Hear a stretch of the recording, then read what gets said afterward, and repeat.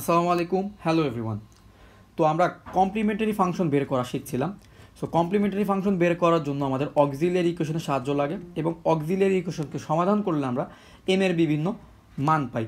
তো লাস্ট ভিডিওতে আমরা এম এর মানগুলো যখন ডিস্টিংক্ট এবং রিয়েল হয় তার জন্য সমাধান কীরূপ হতে পারে সেটা শিখেছিলাম।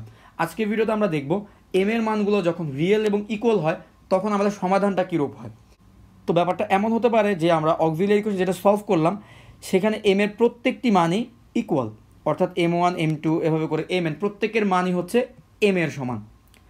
তার মানে আমাদের সমাধানগুলো কেমন হবে, y1 ইজ ইকুয়াল টু হবে ই টু দি পাওয়ার, যেহেতু m এর পরিবর্তে তাহলে মান বসাতে হবে, যেহেতু trial solution E to the power mx ছিল তাহলে m এর পরিবর্তে আমরা প্রত্যেকের মানগুলো বসিয়ে দিব। তাহলে y1 is equal to E to the power mx, তো y1 is equal to E to the power mx বসালাম। তাহলে y2 ইজ ইকুয়াল টু কত হবে, ই টু দি পাওয়ার mxই হবে, যেহেতু প্রত্যেকটা m এর মান সমান। কিন্তু সমস্যাটা হচ্ছে আমরা জানি আমাদের জেনারেল সলিউশন লিখতে গেলে আমাদের যে সমাধানগুলো থাকে সেই সমাধানগুলোকে কিন্তু লিনিয়ারলি ইন্ডিপেন্ডেন্ট হওয়া লাগে। এখন যদি আমাদের প্রত্যেকটা সমাধানই দেখতে একই রকম হয় তখন কিন্তু রনস্কিয়ানের মান 0 হয়ে যাবে, তখন কিন্তু তারা লিনিয়ারলি ইন্ডিপেন্ডেন্ট হবে না। তাই তাদেরকে ইন্ডিপেন্ডেন্ট করার জন্য আমরা যেটা করবো, y2 এর সাথে y1 এর থেকে y2কে আলাদা করার জন্য y2 এর সাথে আমরা x-কে মাল্টিপ্লাই করব। তারপরে y1 এবং y2 থেকে y3কে আলাদা করার জন্য আমরা x² মাল্টিপ্লাই করব y3 এর সাথে। এভাবে করে আমরা আমাদের সমাধানগুলোকে ডিস্টিংক্ট করতে পারি। তার মানে y1 is equal to E to the power mx, y2 is equal to x into E to the power mx, y3 is equal to x² into E to the power mx, এভাবে করে yn is equal to x to the power n into E to the power mx। অর্থাৎ x এর সর্বনিম্ন ঘাত দিয়ে multiply করে রুটগুলোকে distinct করার চেষ্টা করতে হবে। সো যখন আমরা y1 y2 yn পর্যন্ত প্রত্যেকের ভ্যালু বের করে ফেলবো তখন জেনারেল সলিউশন কী হবে, c1 y1 যোগ c2 y2 যোগ c3 y3। সো এটাকে আমরা লিখতে পারি সামেশন অফ ci yi। এখানে আরেকটা ঘটনা ঘটতে পারে যে আমরা m এর মানগুলো যখন বের করলাম আমরা দেখলাম যে m এর মানগুলোর মধ্যে কিছু আছে ইকুয়াল, আবার কিছু মান আছে যেগুলো হচ্ছে আনইকুয়াল। তখন আমরা কি করব, তখন আমরা যেটা করব m এর যে আনইকুয়াল মানগুলো রয়েছে, ধরলাম m এর মান m1 m2 এরা হচ্ছে আনইকুয়াল। আনইকুয়াল মানের জন্য আমরা কেস 1 অনুযায়ী কিন্তু আমরা সমাধানটি বের করব, অর্থাৎ ই to the power m1x E to the power m2x, শেষ, আমাদের সমাধান হয়ে যাবে। এরপর m এর যেই মানগুলো ইকুয়াল হবে তার জন্য আমরা কেস 2 অবলম্বন করব।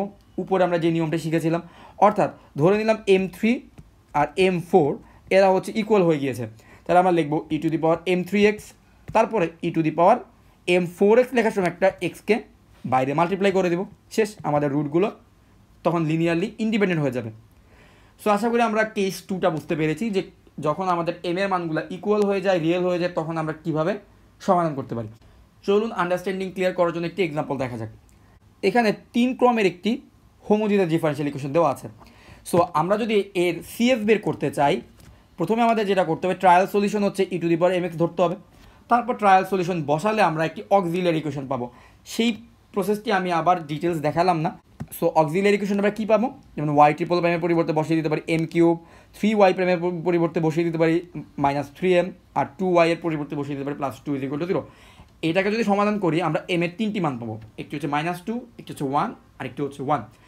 অর্থাৎ এখানে দুটি m এর মান হচ্ছে ইকুয়াল হয়ে গিয়েছে এবং একটি হচ্ছে আনইকুয়াল। তাহলে আনইকুয়ালটির জন্য y1 ইজ ইকুয়াল টু হবে ই টু দি পাওয়ার -2x, আর যারা ইকুয়াল আছে তাদের জন্য প্রথমটির জন্য আমরা লিখব ই টু দি পাওয়ার x। সুতরাং y2 ইজ ইকুয়াল টু পেয়ে গেলাম ই টু দি পাওয়ার x। এবার y3কে আমরা y2 থেকে আলাদা করার জন্য আমরা একটি x মাল্টিপ্লাই করে দেবো এবং লিখব ই টু দি পাওয়ার x। এভাবে করে আমরা y1 y2 y3 যে সমাধানগুলো পেলাম এই সমাধানগুলো কিন্তু প্রত্যেকে লিনিয়ারলি ইন্ডিপেন্ডেন্ট হয়ে গেল।